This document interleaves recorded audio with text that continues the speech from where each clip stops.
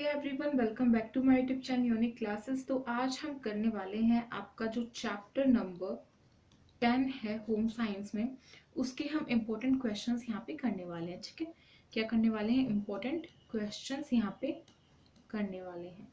तो एंड तक वीडियो को देखना। अगर आप एंड तक नहीं देखते हैं तो आप बहुत सारे इंपॉर्टेंट क्वेश्चंस को मिस कर देंगे। फटाफट से स्टार्ट करते हैं। पहले हम 1 नंबर वाले देखेंगे। ठीक है, सबसे पहले आपके 1 मार्क्स वाले आते हैं अति लघु उत्तरीय प्रश्न, यानी कि जो बहुत ही छोटे होते हैं। लघु मीन्स क्या होता है? लघु मीन्स होता है छोटा, और अति लग गया तो बहुत छोटे, यानी कि 1 वर्ड बोल सकते हैं आप। 1 वर्ड का ही आंसर होता है, बस हमें थोड़ा सा उसे एक सेंटेंस बना के लिखना होता है। तो फटाफट से स्टार्ट करें। देखिए, हमारा जो फर्स्ट क्वेश्चन है ग्रे धूसर पैमाना क्या होता है। अब ग्रे धूसर पैमाना क्या होता है आप सभी को पता होगा, तो फटाफट से इसका आंसर देखते हैं। इसका आंसर है ग्रे पैमाना किसी भी रंग के तुल्य मान का अनुमान लगाने में सहायता करता है। अब जो ग्रे पैमाना है हमारा, वो किसी भी रंग के तुल्यमान को अनुमान लगाने में उसमें हमारी मदद करता है। ठीक है, फिर उसके बाद बताया है इसमें 11 शेड्स होती हैं, जो कि कहाँ से स्टार्ट है? जो कि 0 से स्टार्ट है एंड 10 तक है। ठीक है, 0 से स्टार्ट होती है और 10 तक होती है। तो आप सभी को पता होगा ग्रे पैमाना। एंड आपने अगर इस चैप्टर को नहीं पढ़ा है तो फटाफट से इस चैप्टर्स की वीडियो मैंने बना रखी है, तो फटाफट से उन्हें जाके देखिए। आपको लिंक डिस्क्रिप्शन बॉक्स में गिवन होगा, वहां से जाके देखिए। आपको मैंने पार्ट 1, 2 एंड आपका जो 3 है ना, इन तीनों में कंप्लीट करा दिया है। 3 पार्ट्स में आपका चैप्टर कंप्लीट करा दिया है मैंने। तो फटाफट से जाके इसकी वीडियो आप देख सकते हैं, क्योंकि जब आप चैप्टर क्लियर होगा आपको, तभी आपको आपके क्वेश्चंस जो है वो क्लियर होंगे, है ना। देखते हैं अब अपना क्वेश्चन नंबर 2। तो हमारा क्वेश्चन नंबर 2 है अंतरराष्ट्रीय स्तर पर किसी भी रंग की पहचान कैसे की जाती है। तो हमें अंतरराष्ट्रीय स्तर पर बताना है। अंतरराष्ट्रीय स्तर का मतलब है इंटरनेशनल लेवल पर। अब इंटरनेशनल लेवल पर किसी भी रंग की पहचान कैसे की जाती है? पैंटोन शेड के द्वारा। किसके द्वारा? पैंटोन शेड कार्ड जो होते हैं हमारे, याद है ना आप सभी को पैंटोन शेड कार्ड्स क्या हैं? पैंटोन शेड कार्ड्स आपके शेड वाइज होते हैं। फॉर एग्जांपल, अगर ये ऑरेंज है तो ऑरेंज के भी काफी सारे शेड्स होते हैं, है ना। जैसे कि अगर मैं आपको एग्जांपल दूं तो मेरे पास ऑरेंज का अभी डार्क वाला शेड दिखाया था, अभी मेरे पास लाइट वाला शेड है ना। इस वाले से ये काफी लाइट है, राइट। तो ऑरेंज कलर के भी काफी सारे शेड्स होते हैं, रेड के भी होते हैं, ग्रीन के भी होते हैं, ब्लू के भी होते हैं। तो उन सभी शेड्स के नीचे आपको पैंटोन शेड कार्ड में एक कोड नंबर जो है वो दिया हुआ होता है, उससे हम पता लगाते हैं। अंतरराष्ट्रीय स्तर पर रंगों की पहचान इसी तरीके से की जाती है। ठीक है, तो आंसर पढ़ते हैं। आंसर में क्या लिखा हुआ है? अंतरराष्ट्रीय स्तर पर रंग की पहचान पैंटोन शेड कार्ड द्वारा की जाती है। यह कार्ड रंगों, आभाओं और रंगतों की विभिन्न तीव्रताओं के साथ प्रदर्शित होता है। तो ये जो पैंटोन शेड कार्ड है हमारा, ये कैसे होता है? इसमें हमारी जो आभा होती है,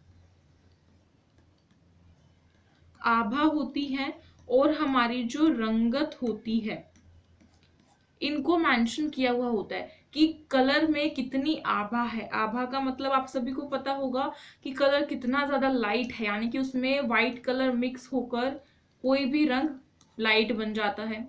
तो कितना उसका हल्कापन है, आभा उसे बोलते हैं। ठीक है, और रंगत यानी कि कितना उसमें ब्लैक कलर मिक्स हुआ है, मीन्स कितना आपका जो कलर है वो गाढ़ा है।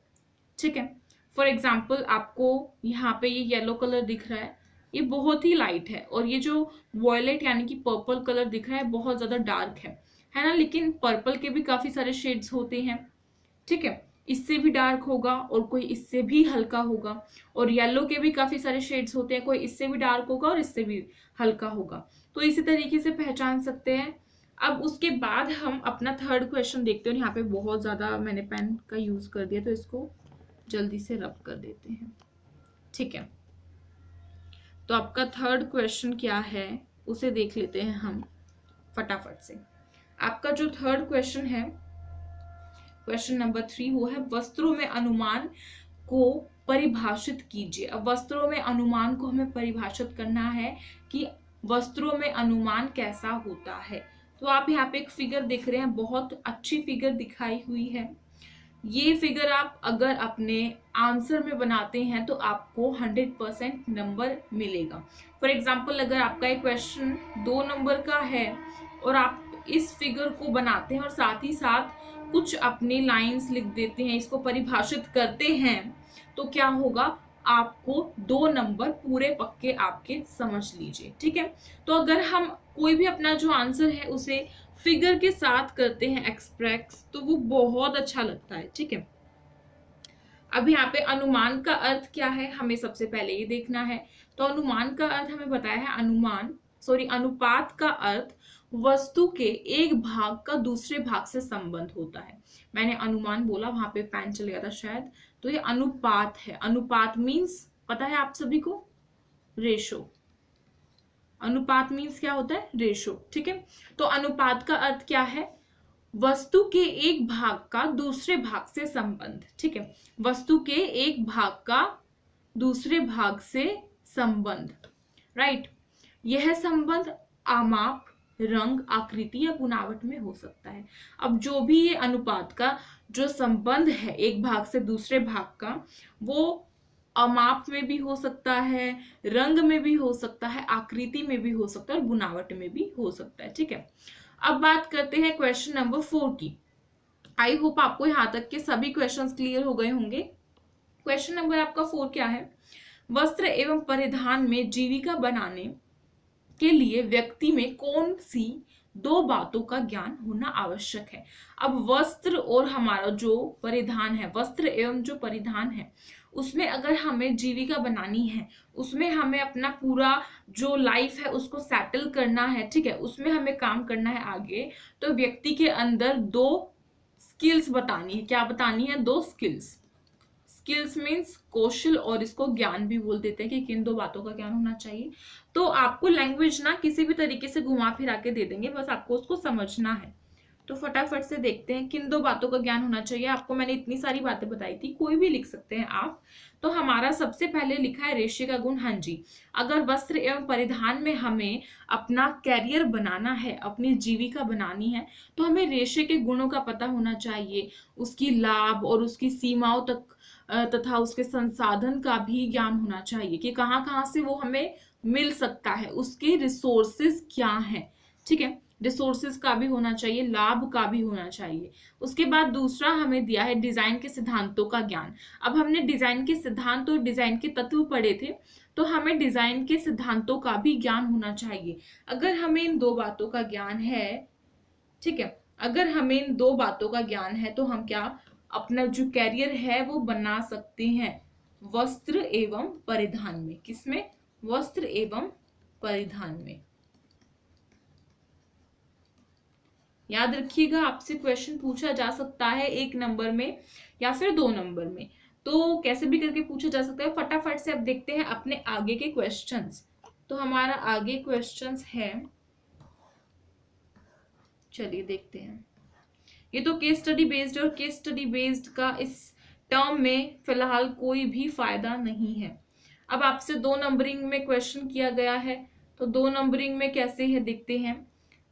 अब यहाँ पे आपको लघु क्वेश्चंस बताने हैं, उनके आंसर देने हैं। ठीक है, लघु का मतलब मैं बता चुकी हूँ, छोटा होता है। तो अब देखते हैं अपना क्वेश्चन नंबर 1 क्या है आपका क्वेश्चन। शालू अपने लिए वस्त्र खरीदना चाहती है। अब कोई शालू नाम की लड़की है, आपको क्वेश्चन में सीता, गीता, राम कुछ भी दिया जा सकता है नाम, तो ठीक है। अब कोई भी शालू नाम की एक लड़की है, उसको अपने लिए कपड़े खरीदने हैं, वस्त्र खरीदने हैं। वस्त्र के रंग का चुनाव किन 4 बातों पर निर्भर करेगा।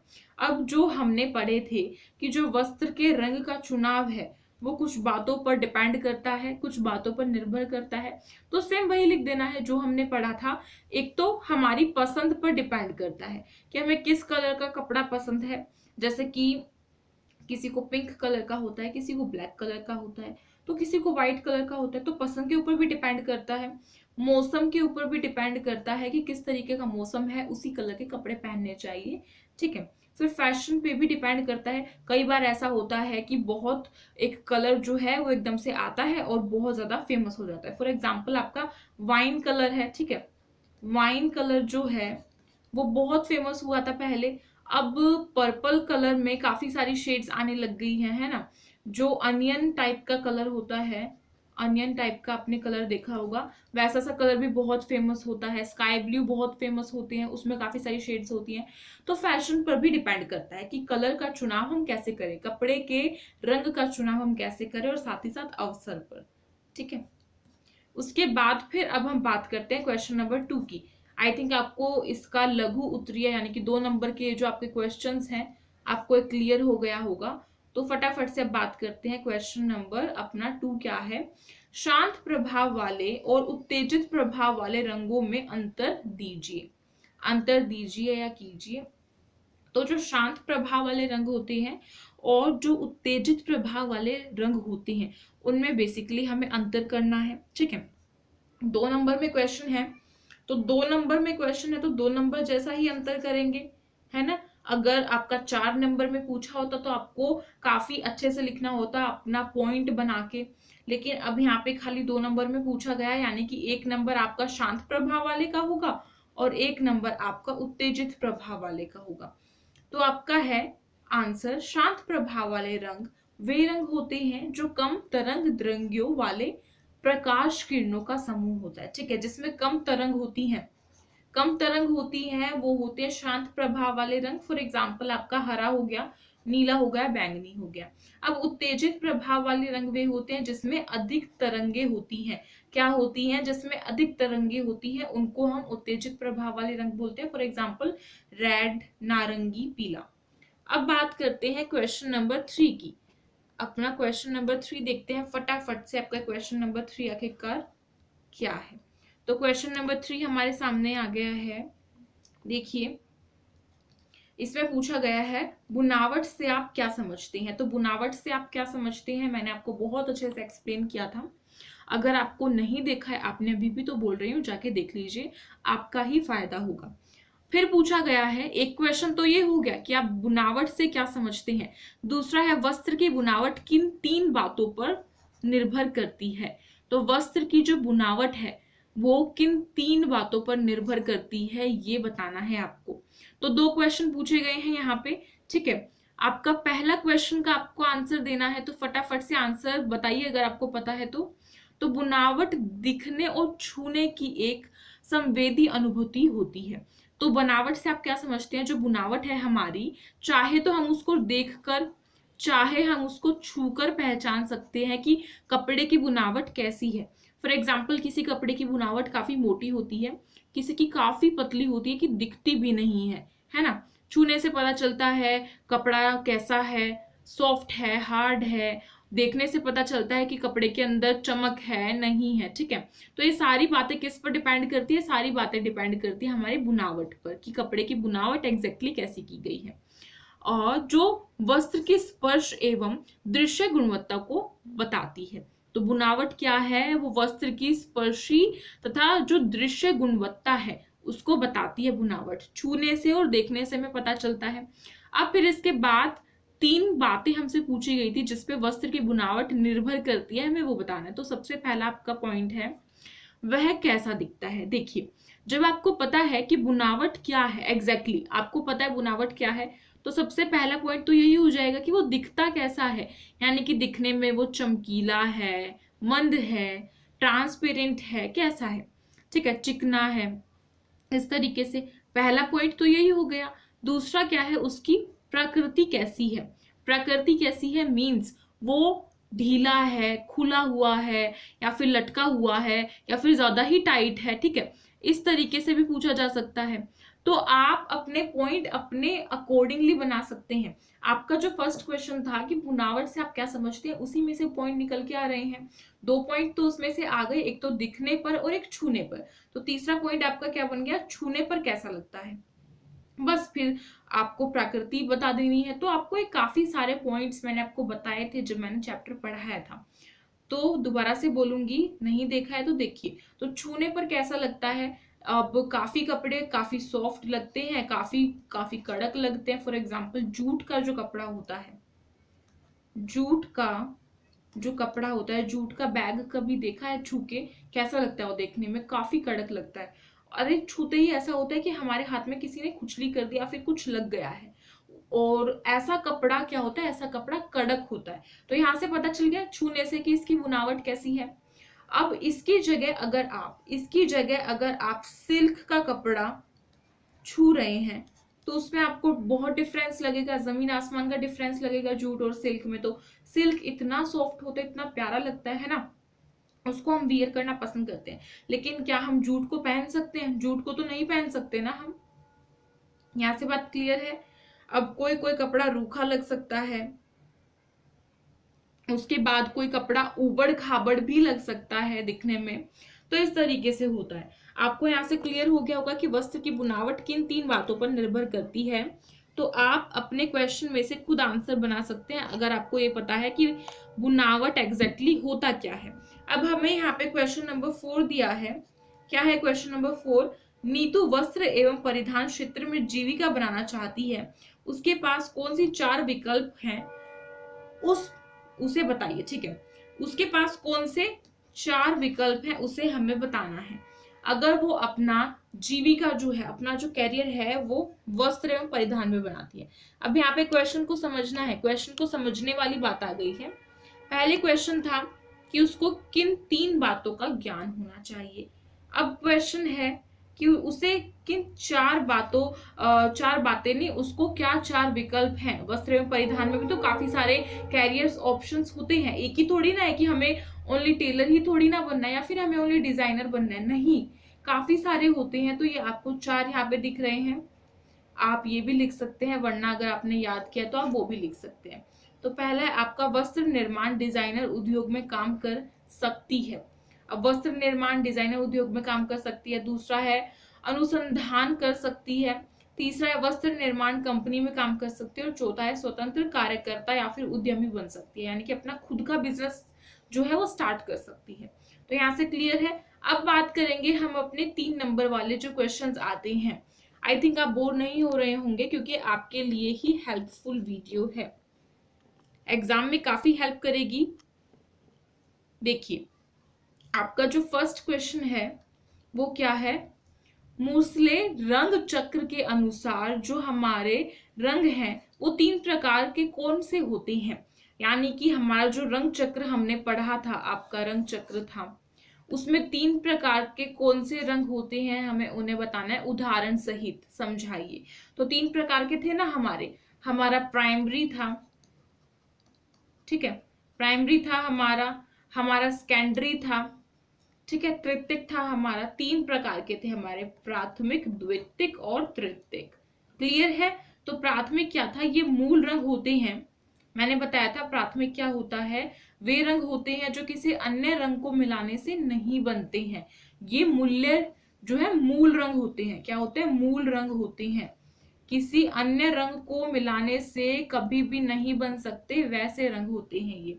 और इसका उदाहरण है लाल, पीला, नीला। 3 ही रंग होते हैं, लाल, नीला, पीला, और ये किसी अन्य रंग को मिलाने से नहीं बन सकते। अब द्वितीयक क्या था? जब 2 प्राथमिक रंगों को मिला दिया जाए सामान्य मात्रा में। किसमें? सामान्य मात्रा में।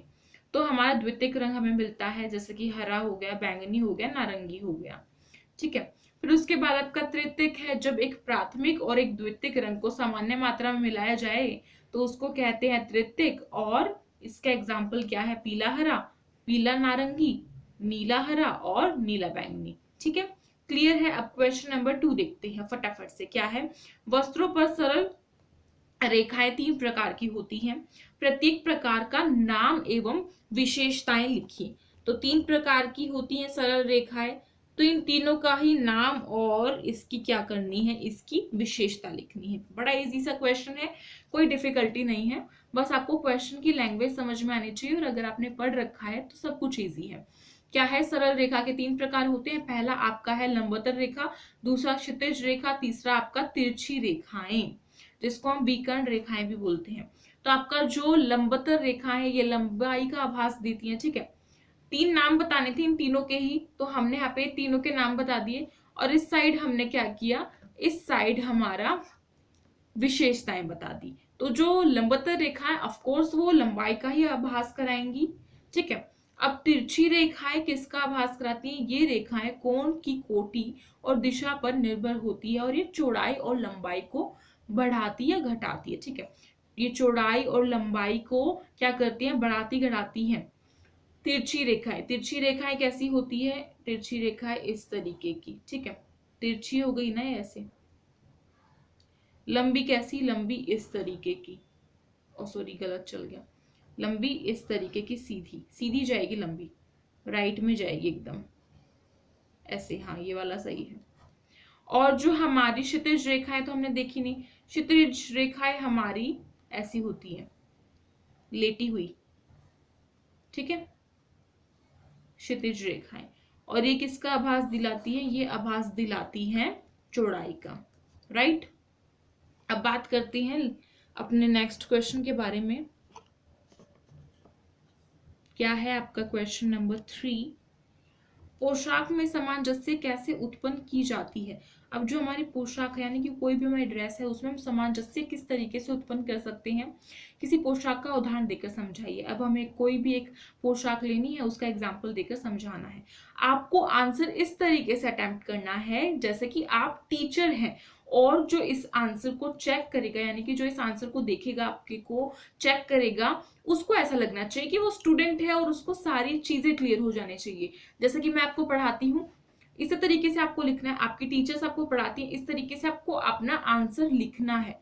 जैसे वे में लिखेंगे ऐसे ही वे में स्टूडेंट को समझ में आएगा, मीन्स टीचर को अच्छा लगेगा और वो नंबर देंगी।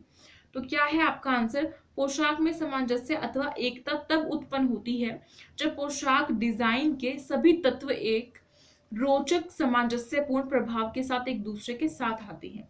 यानी कि जो हमारी पोशाक है उसमें सामंजस्य तभी दिखता है, तभी नजर आता है, तभी उत्पन्न होता है जब पोशाक के जो डिजाइन के तत्व होते हैं वो एक दूसरे के साथ आते हैं, ठीक है।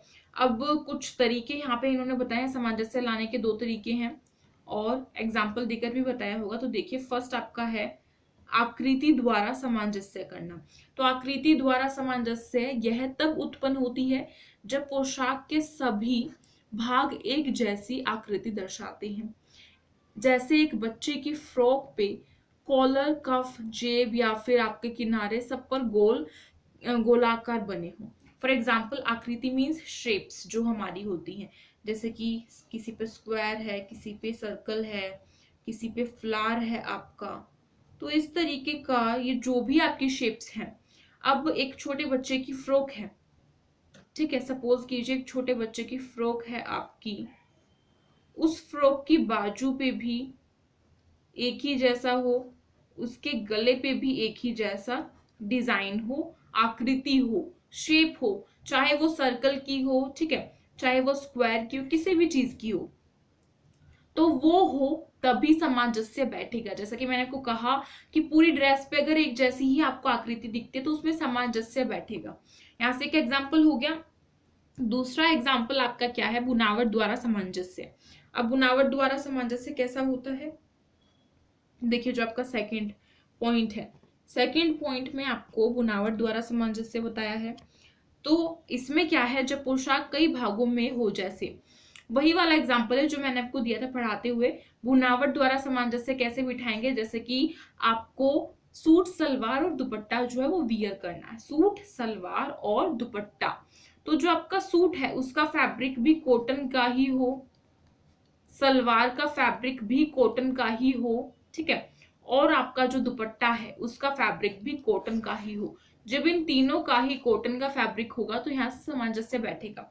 लेकिन अगर कोई ऐसे पहनता है कि सूट कॉटन पहन ले, सलवार वियर कर ले बनारसी और दुपट्टा ले ले नेट का, तो क्या सामंजस्य बैठेगा, वो देखने में जोकर लगेगा, जोकर है ना, सब उसको देखकर हंसेंगे। इसीलिए बुनावट द्वारा भी सामंजस्य बिठाना अति आवश्यक होता है पोशाक में। बुनावट मीन्स किस कपड़े का हमारा मटेरियल जो है, हमारा जो वस्त्र है, हमारी जो ड्रेस है, बेसिकली वो किस मटेरियल की बनी हुई है, किस फैब्रिक की बनी हुई है, ठीक है, आई होप आपको यहाँ से क्लियर हो गया होगा और वीडियो अच्छी लगी होगी। अगर अच्छी लगी हो तो इसे लाइक कर दीजिएगा, अपने फ्रेंड्स में शेयर कर दीजिएगा और कमेंट करके बताइएगा कि वीडियो कैसी लगी। ठीक है, कमेंट ज़रूर करेंगे आप सभी, ताकि मैं मोटिवेट हूँ इससे। और सब्सक्राइब कर लीजिएगा, अगर आप न्यू है तो टेलीग्राम ग्रुप को ज्वाइन कर सकते हैं। किस नाम से होगा?